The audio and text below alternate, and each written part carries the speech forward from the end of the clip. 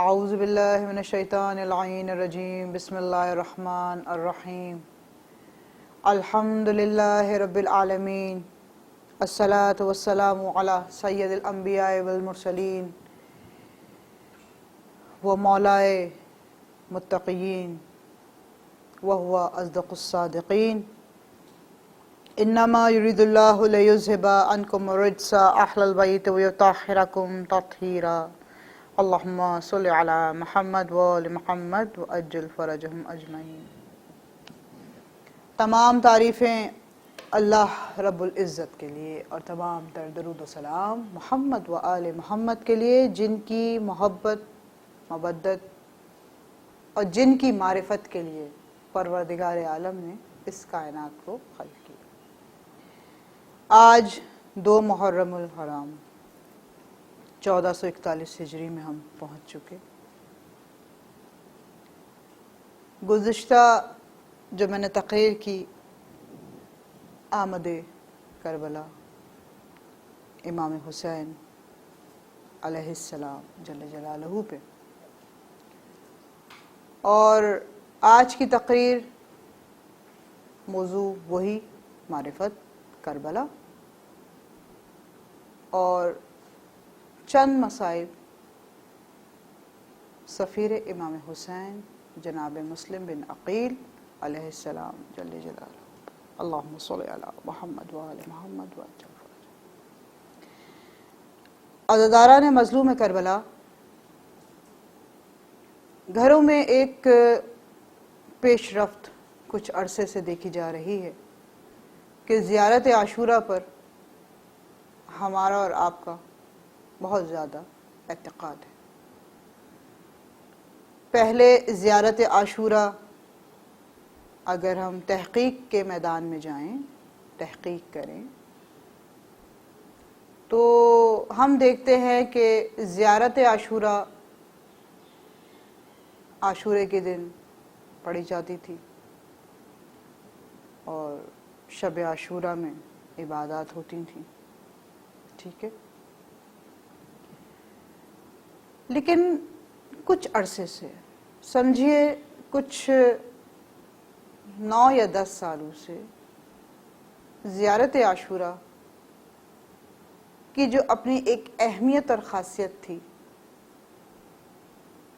اس سے ہم ہٹ گئے۔ وہ کیوں؟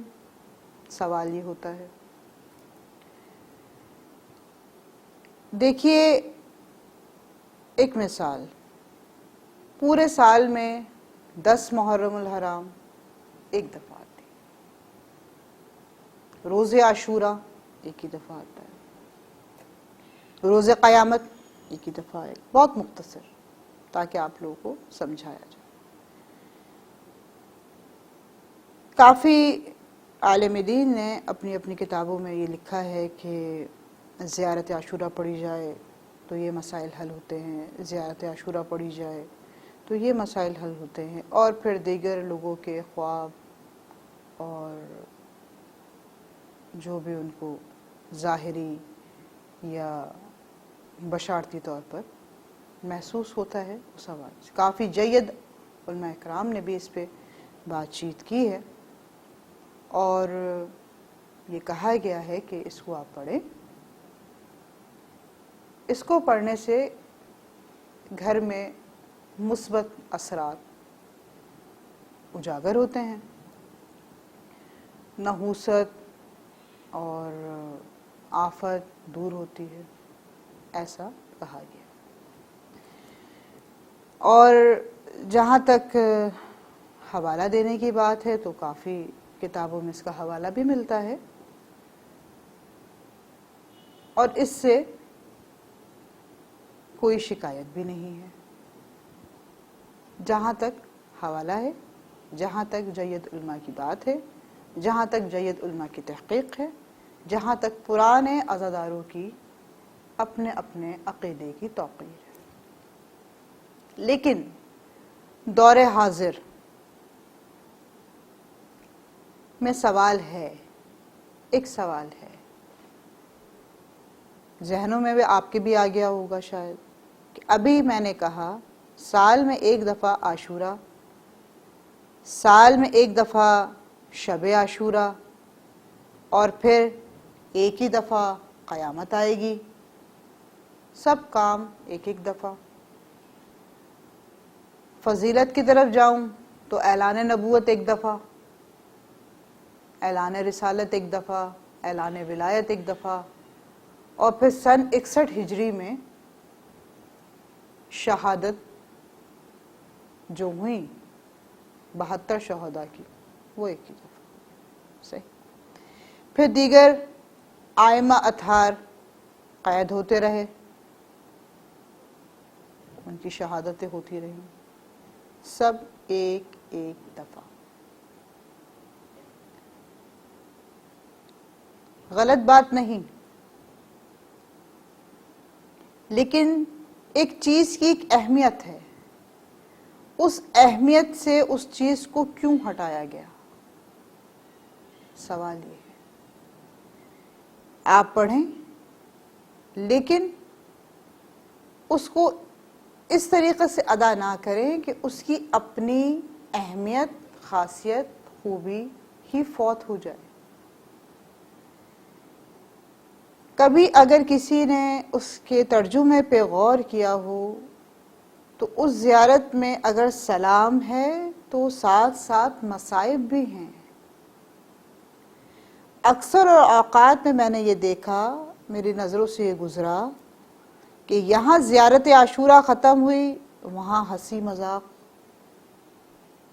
بالکل اس طرح، کیونکہ میں نے پہلے ہی کہا، کہنے کو بہت چھوٹا موضوع ہے معرفت کربلا۔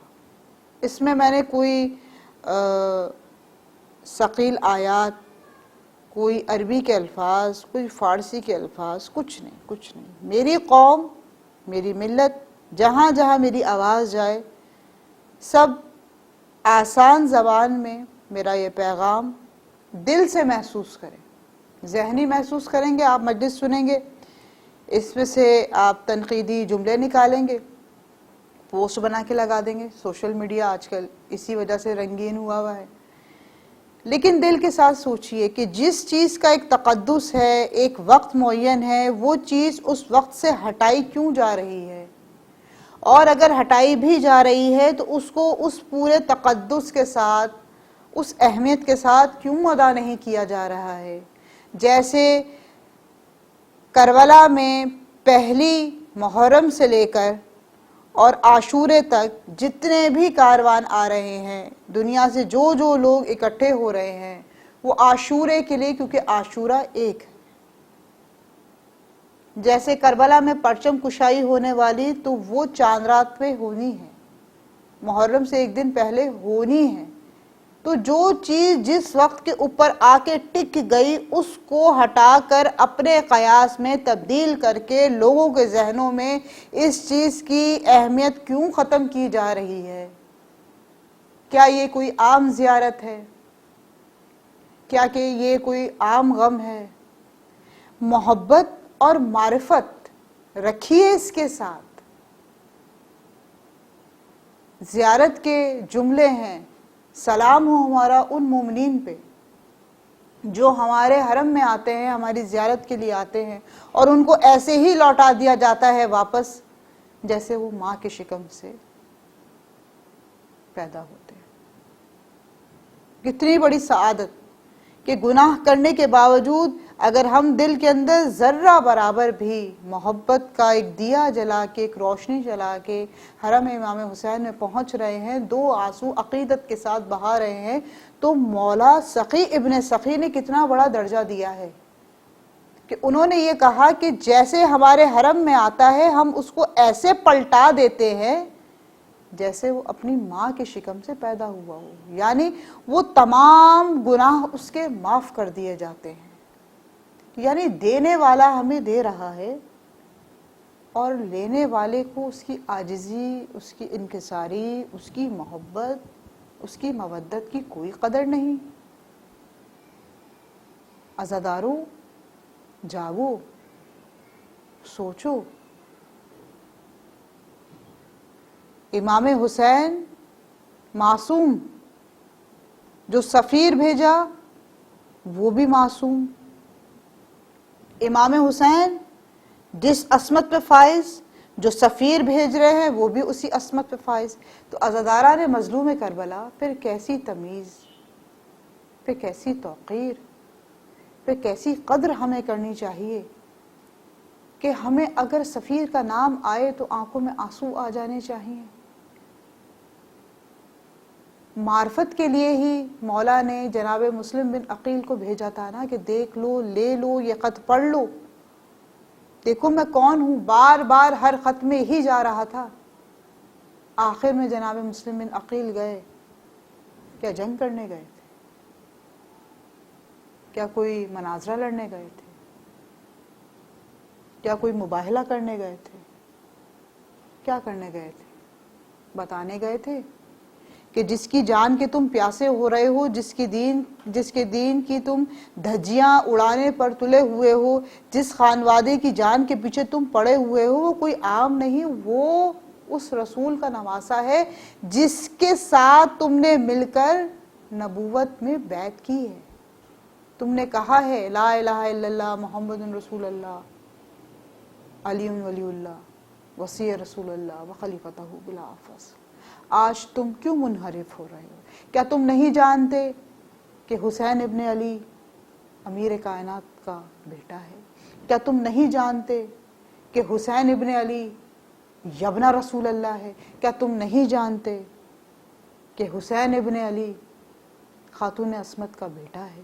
کیا تم نہیں جانتے یہ اس خان وادے کا چشم و چراغ ہے جس کی تعلیم، ترتیب اور ترغیب جو امام حسن مجتبیٰ نے کی ہے؟ کیا تم نہیں جانتے؟ اور اگر تم نہیں جانتے تو تمہارے سامنے میں ایسے ہی موجود ہوں جیسے حسین ابن علی کربلا میں موجود ہونے والے ہیں۔ باز آ جاؤ، سوچ لو۔ لیکن کیا کیا عزاداروں؟ مجلس کا مقصد دماغوں کو وسعت پہنچانا ہے۔ کیا کیا؟ سمجھنے کی جا ہے۔ اگر معرفت ہوتی تو لالچ آڑے نہ آتی۔ اگر معرفت حقیقی ہوتی تو کوئی بھی آپ کو کتنا بھی انعام اور تقسیم کر دیتا، آپ کبھی نہ ہوتے۔ معرفت کی کمی تھی، عقیدے میں کمی تھی، اس لیے جناب مسلم بن عقیل کو ان گلیوں میں دوڑایا گیا، اس لیے جناب مسلم بن عقیل کی راہوں میں کانٹوں کو بچھایا گیا، اس لیے جناب مسلم بن عقیل کو گڑھے میں پھینکا گیا کہ وہ وہاں سے واہ غربتا کی آوازیں لگا رہے ہیں اور کوئی ان کو بچانے والا نہیں۔ ظلم کی انتہا کہ جس زیارت کو آپ پڑھ رہے ہیں اور اس کے بعد آپ ہنس رہے ہیں، اس زیارت میں لعنت ہو رہی ہے ان لوگوں پر کہ جو مذاق بناتے ہیں، جو کھینچتے ہوئے لے گئے جناب مسلم بن عقیل کو، لے جا کے دارالامارہ پہ ان کو نصب کر دیا اور اوپر سے کس طریقے سے پھینکا۔ علامہ علی نقل اپنے مصائب میں لکھتے ہیں کہ جب میں جناب مسلم بن عقیل کے مصائب پڑھتا تھا تو میری آنکھوں سے آنسو نہیں لہو جاری ہوتا تھا، کیونکہ جس طریقے سے ان کو پھینکا گیا اور جس طریقے سے خاتون عصمت کی وہ گود میں آئے، خدا ایسا منظر کسی ماں کو نہ دکھائے۔ ظلم کی انتہا اتنی ہوئی کہ مسلم بن عقیل کا لاشا بے گور و کفن دارالامارہ پہ لٹکتا رہا۔ کوئی آگے بڑھ کر ان کو بچانے والا نہیں تھا، کوئی ان کے بچوں کی جانیں بچانے والا نہیں تھا، کوئی ان کے آوازیں سننے والا نہیں تھا، کوئی ان کی غربت پہ واہ کرنے والا نہیں تھا۔ دریاؤں میں لاشوں کو بہا دیا گیا، سروں کو جدا کر دیا گیا تنوں سے، اور ایک ماں کبھی بیٹے کا لاشا لیتی ہے، کبھی پوتوں کے لاشیں لیتی ہے۔ عزاداروں اتنا ظلم آل رسول پر، اتنا ظلم اس خانوادے پر جس کی محبت اور معرفت میں خلاق عالم نے اس دنیا کو خلق کیا۔ الا لعنۃ اللہ علی قوم الظالمین فسیعلم الذین من ینقلبون منقلبون وما علینا الا البلاغ المبین۔